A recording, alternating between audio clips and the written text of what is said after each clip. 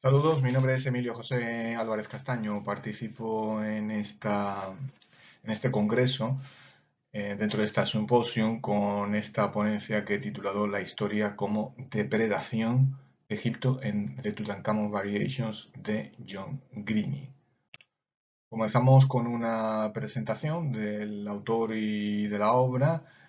John Greene es un poeta británico y esta obra suya es del año 91.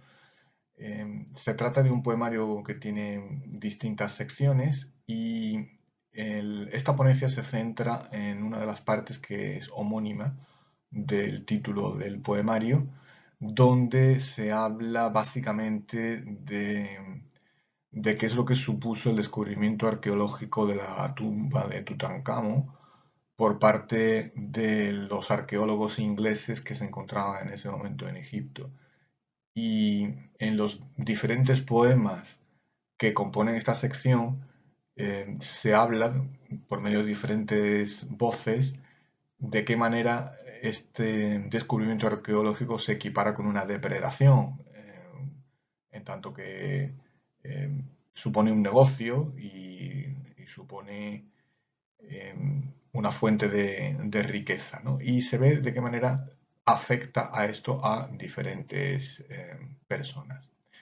En esta ponencia voy a comentar algunos poemas, no todos los que van a aparecer después en el artículo, y el comentario que voy a hacer es un tanto somero. Tendrán ustedes más detalles en ese mismo artículo, simplemente para que tengan una idea de cuál es el propósito de estas composiciones poéticas. La primera que he elegido es esta, de hecho es el primer poema de esta sección, Carter at Swaffham. Muchos de los poemas se centran en la figura de Howard Carter, el arqueólogo que descubrió la tumba de Tutankamón, y en este poema, que está en la voz poética de un miembro, un miembro de una familia noble, que habla sobre Carter cuando éste era niño. De manera que se dice que, obviamente está un tanto literaturizada algunas partes del poema. Se trata de alguien, de Carter, que es el hijo del guardabosques, es decir, es el hijo de una persona que ellos tienen contratada para evitar que entren intrusos en su propiedad, ¿no? Por lo tanto, no es una persona que sea peligrosa para ellos. Sabemos por la biografía de Carter que con 17 años él ya viaja por primera vez a Egipto y en ese sentido tenemos como la tercera y la cuarta estrofa contienen algunos vocablos, algunas palabras que hacen referencia a, al futuro como arqueólogo que él va a tener, ¿no? Es el caso de Tiny Hole, Venerable Walls, Halls, a Crandall, eh, Room Full of Wonderful Things, etcétera, ¿no? El poema continúa y presenta a Carter como un joven que es aficionado al dibujo y en ese momento pues dibuja los perros de las familias nobles. En concreto, pues tenemos la referencia en el último verso al Golden Retriever, que es un perro que se utiliza para la caza. Obviamente, esta raza de perro no está escogida al azar, puesto que estamos hablando de una primera idea ya que apunta a cómo la arqueología va a ser una especie de cacería en el futuro, una cacería de objetos valiosos que se van a utilizar, obviamente, con fines comerciales, ¿no? Otro poema que tenemos en esta sección es este Chorus of Newsmen, que está en la voz poética de un grupo de periodistas. De manera que se les presenta como un grupo de profesionales de la noticia que necesitan historias que contar. Y hablan sobre qué tipo de noticia buscan. Pues tiene que ser una historia inglesa, como la de Jack el Destripador, como la de Titanic, etcétera. y comienzan a dar una serie de características del tipo de noticia que ellos necesitan, que ellos van buscando. Obsérvese cómo está la anáfora que se repite de We need a story, we need a story. Se repite en varios versos esa insistencia de que necesitan una historia porque ellos viven de contar historias, de contar noticias.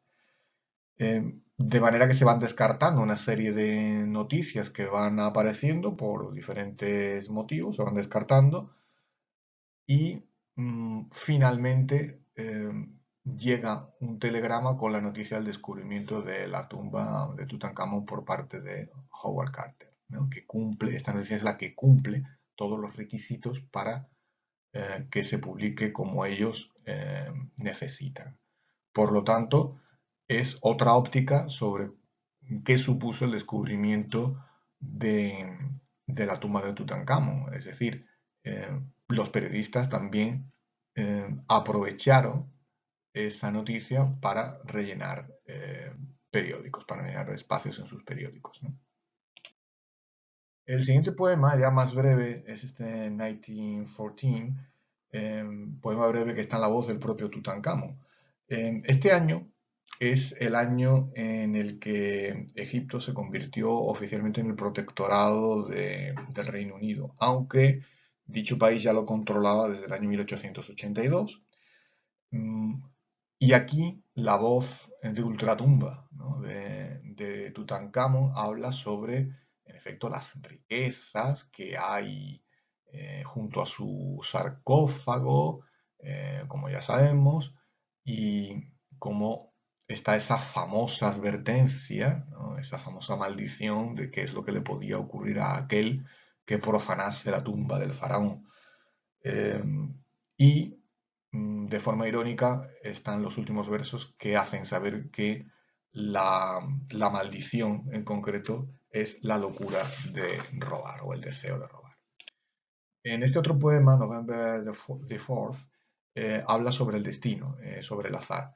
Está situado en el año en concreto 1922, aunque no se diga, porque es el año en el que, en esta fecha de 4 de noviembre, cuando se descubren los escalones, ¿no? Que llevan hacia la tumba de Faraón, y es el último día que tenía de plazo Carter para poder hacer algún hallazgo, con la casualidad de que ese mismo último día, eh, porque ya al siguiente día pues no había presupuesto para continuar las excavaciones, lo descubrieron en ese último día, en ese plazo límite que tenía, los escalones que llevan a la tumba del faraón. Y hay aquí un contraste entre dos chicos. El chico inglés que vende periódicos en la calle, ¿no? Con esta pregunta de Penny for the Guy Gaff, y cómo al mismo tiempo Carter, que se encuentra en Egipto, también de forma literaturizada, ve como hay un chico egipcio que se le acerca y le avisa de que alguien ha encontrado ya eh, los primeros escalones que llevan a la tumba. Y está el contraste de los últimos dos versos que dice Penny for the Golden Rain, God. Por lo tanto, avisa de que está ahí el primer paso que va a llevarle a una lluvia de riquezas. El siguiente poema, A Pocket Collection, es un poema breve, solo 3 estrofas de 3 versos cada una, donde se hace ver cómo en la primera, de qué manera absolutamente todos los objetos que se encuentran en Egipto son objetos de comercialización. En la primera estrofa unas sandalias, en la segunda es el saltamontes, que está eh, adornando la tumba del faraón, como es objeto de un comerciante de arte, y ya por último el propio cáliz de los deseos, con lo cual se habla de cómo hay si lo podemos trasladar incluso a los días presentes, de cómo hay incluso hasta una violación de todo lo que supone, se entiende que es algo sagrado, ¿no? Porque lo importante es, en efecto, el comercio, hacer dinero con él.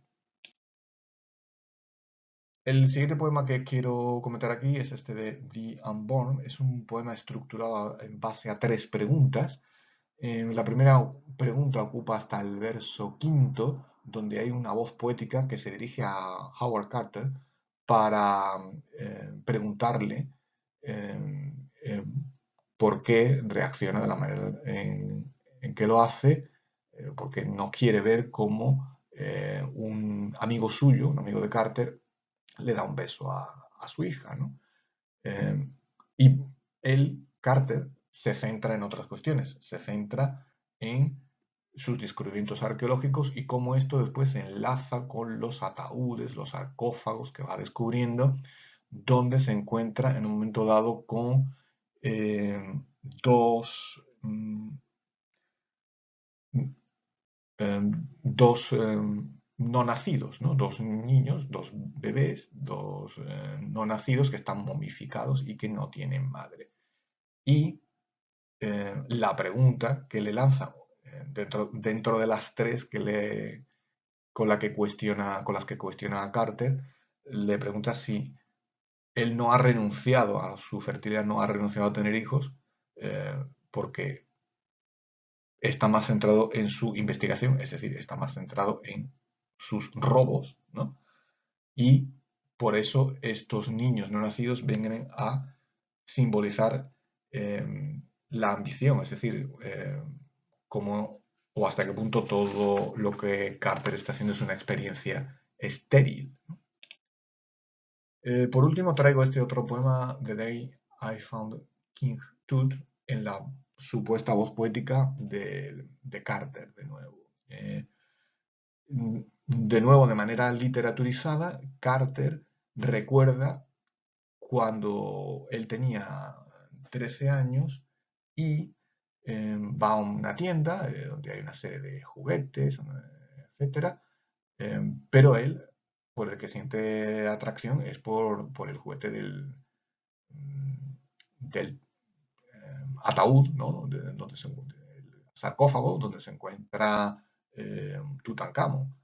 De manera que llega a desmontar este juguete. Otra vez, la idea del desafío o de la falta de respeto ante algo que debe imponer precisamente eso, respeto por ser supuestamente sagrado. Finalmente tenemos la conclusión irónica donde se intercambian los papeles, teniendo en cuenta todo lo que está suponiendo para Egipto este saqueo, esta profanación de sus objetos sagrados por parte de Inglaterra, eh, como él mismo, Carter, es la maldición del faraón, ¿no? Y hasta qué manera esto es un destino que tienen marcado todos, se puede decir, ¿no?